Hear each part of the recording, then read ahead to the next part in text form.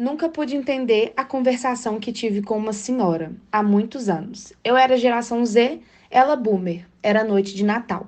Havendo ajustado com o vizinho irmos à missa do galo, preferi não dormir. Combinei que eu iria acordá-lo à meia-noite.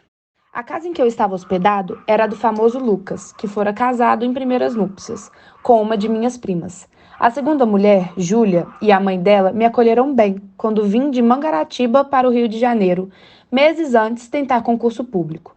Vivia tranquilo naquela casa da Rua do Senado, com meus IMAX, poucas relações, alguns passeios. A família era pequena, o influenciador digital, a mulher, a sogra e duas blogueiras. Costumes velhos. À meia-noite, Júlia já estava dormindo e Lucas no teatro. Nunca fui ao teatro e mais de uma vez, ouvindo Lucas dizer que iria ao teatro, pedi para que me levasse junto. Nessas ocasiões, a sogra fazia uma careta e as blogueiras debochavam no Instagram. Ele não respondia, vestia-se, saía e só voltava da manhã seguinte. Mais tarde é que eu soube que o teatro era um eufemismo em ação. Lucas trazia amores com uma senhora, separada do marido, e dormia fora de casa uma vez por semana. Júlia sofreu, no início, com o enorme trabalho exaustivo do influenciador, mas afinal se acostumou e acabou achando que era normal ele trabalhar muito. Boa Júlia, chamavam ela de a paciente, e fazia jus ao título, tão tranquilamente aguentava as saídas do marido. Na verdade, ele era um grande digital influencer e ganhava a vida através da internet, festas e eventos. A noite era o forte do seu trabalho. Ele era um homem gentil, educado e honesto. Deus me perdoe se a julgo de forma errada. Tudo nela era moderno e tranquilo. O próprio rosto era mediano, nem bonito, nem feio. Era o que chamamos um indivíduo simpático. Não falava mal de ninguém, perdoava tudo. Não sabia odiar. Pode ser até que não soubesse amar. Na noite de Natal, foi o escritor ao teatro. Era pelos anos de 2058 ou 2059. Eu já devia estar em Mangaratiba, em férias, mas fiquei até o Natal para assistir a Missa do Galo na corte. A família recolheu-se à hora do hábito. Eu fui para a sala da frente, vestido e pronto. Eu então passaria pelo corredor da entrada e sairia sem acordar ninguém. Tinha 3 chaves na porta. Uma estava com o escrivão, eu levaria a outra, a terceira ficava em casa.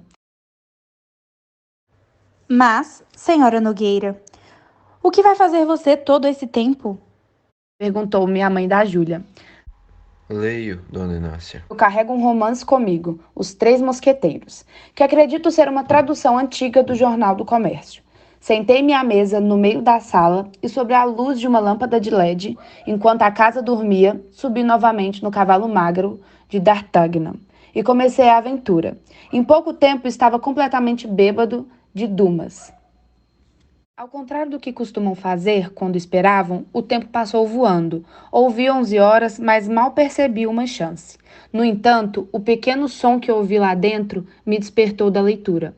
Da sala de visitas para de jantar. Dei alguns passos no corredor, levantei a cabeça, logo avistei a figura de Júlia aparecer na porta da sala. Ainda não foi? Não fui. Parece que ainda não é meia-noite. Quanta paciência! Júlia entrou na sala arrastando seus chinelos verdes. Ela estava vestindo um roupão de cor azul, mal presa na cintura. Por ser magra, tinha um temperamento romântico, não disparatada como meu livro de aventuras.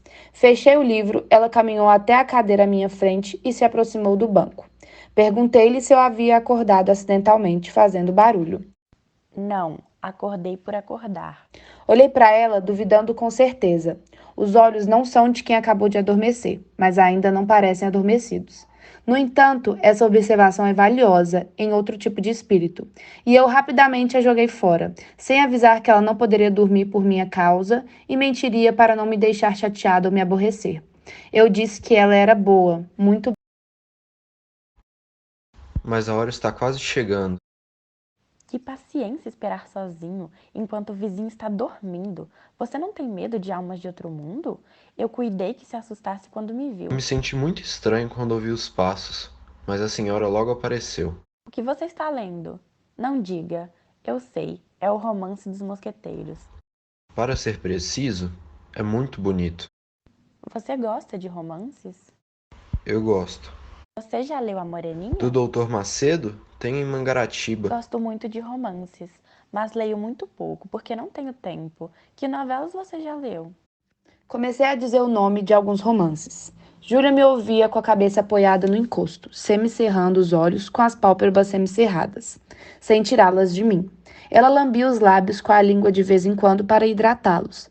Quando terminei de falar, ela não disse nada para mim. Apenas ficamos assim por alguns segundos.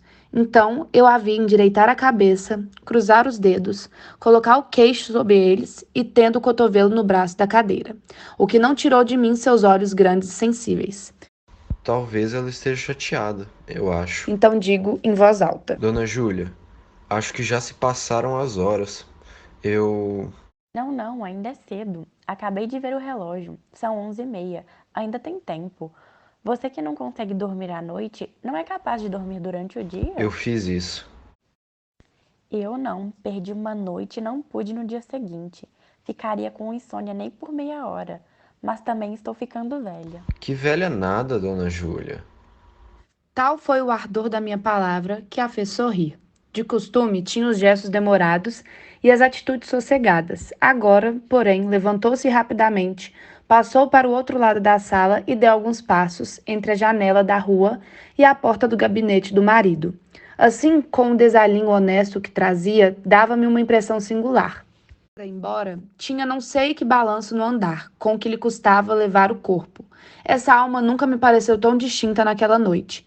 Parava algumas vezes, examinando um pedaço da cortina ou consertando a posição de algum objeto no aparador. Afinal, deteve-se ante mim, com a mesa de permeio. Apertado era a circunferência de suas ideias. Tornou ao susto de me ver esperar acordado. Eu reproduzir o que ela sabia, isso é, que nunca ouvira a missa do galo na igreja e que não queria perdê-la. É a mesma missa da roça. Todas missas se parecem. Acredito que sim, mas aqui há de haver mais luxo e mais gente também. Observe, a Semana Santa na igreja é mais bonita que na roça. São João não digo, nem Santo Antônio. Pouco a pouco tinha se curvado, apoiando os cotovelos no mármore da mesa e colocando o rosto entre as mãos espalmadas. Não estando abotoadas, as mangas caíram, naturalmente, e eu vi-lhe metade dos braços, muito claros e menos magros do que se poderia imaginar. A vista não era nova para mim, posto também não fosse comum. Naquele momento, porém, a impressão que tive foi grandiosa. As veias eram tão azuis que, apesar de pouca luz, pude contá-las do meu lugar. A presença de Júlia espertarara-me ainda mais do que um livro. Continuei a falar que pensava das festas, da roça e da cidade, e de outras coisas que iam vindo à cabeça. Falava emendando os assuntos sem saber por quê, diversificando-os ou tornando-os primeiros, rindo para fazê-la sorrir e ver-lhe os dentes refletindo de tão branco, todos alinhados e certinhos. Os olhos dela não eram bem negros, mas escuros, o nariz seco e longo, um pouquinho curvo, dava-lhe o rosto um ar interrogativo. Quando eu alterava um pouco a voz, ela reprimia. Chiu, mais baixo, mamãe pode acordar. E não saía daquela posição que me enchia de gosto. Tão perto ficavam as nossas faces. Realmente não era preciso falar alto para ser ouvido. Cochichávamos os dois. Eu mais que ela, porque preferia mais. Ela às vezes ficava séria, muito séria, com a testa um pouco franzida. Afinal, cansou, trocou de atitude e de ambiente.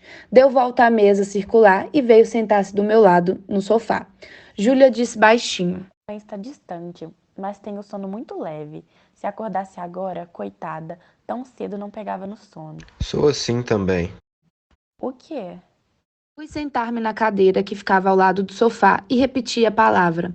Riu-se da coincidência. Também ela tinha um sono com o peso de uma pena. Éramos 3 sonos leves. Ocasiões em que sou como mamãe, acordando, custo-me a dormir outra vez. Mexo na cama à toa, levanto-me, acendo a luz de LED, vou até a cozinha pegar um copo de água, torno-me a deitar-me e nada. Foi o que lhe aconteceu hoje. Não, não. Não entendia a negativa. Ela pode ser que também não a entendesse. Pegou as pontas do cinto e bateu com elas sobre os joelhos, isso é, o joelho direito, porque acabava de cruzar as pernas.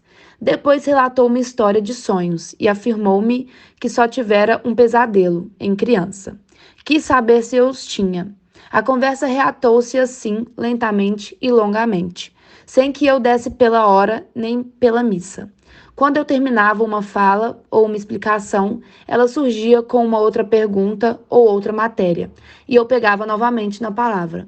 De quando em quando reprimia. Mais baixo, mais baixo. Havia também umas pausas. Duas, outras vezes, pareceu-me que havia dormir, mas os olhos, cerrados por um instante, abriam-se logo, sem sono nem fadiga, como se ela os houvesse fechado para ver melhor. Uma dessas vezes, creio que deu por mim embebido na sua pessoa, e lembro-me que os tornou a fechar, não sei se acelerada ou vagarosamente. Há impressões dessa noite, que me apareceram truncadas ou sem nexo. Contradigo-me, atrapalho-me. Uma das que ainda tenho frescas é que, em certa ocasião, ela que era apenas simpática, ficou linda, ficou magnífica. Estava em pé, os braços cruzados. Eu, em respeito a ela, quis levantar-me. Não consentiu, pôs a mão no meu ombro e me obrigou a permanecer sentado. Cuidei que ia dizer alguma coisa, mas estremeceu, como se tivesse um arrepio indolente. Voltou às costas e foi sentar-se na cadeira, onde me achou lendo.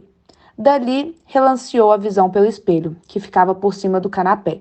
Falou de duas imagens que estavam penduradas na parede. Essas pinturas estão ficando antigas. Já pedi a Lucas para comprar outras. Lucas era o marido. As pinturas emolduradas em um quadro falavam do principal negócio deste homem. Um representava o Neymar Júnior.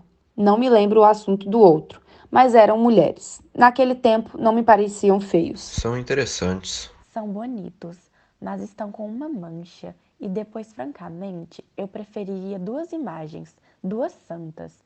Estas são mais próprias para a sala de rapazes ou de barbeiro. De barbeiro? A senhora nunca foi à casa de barbeiro.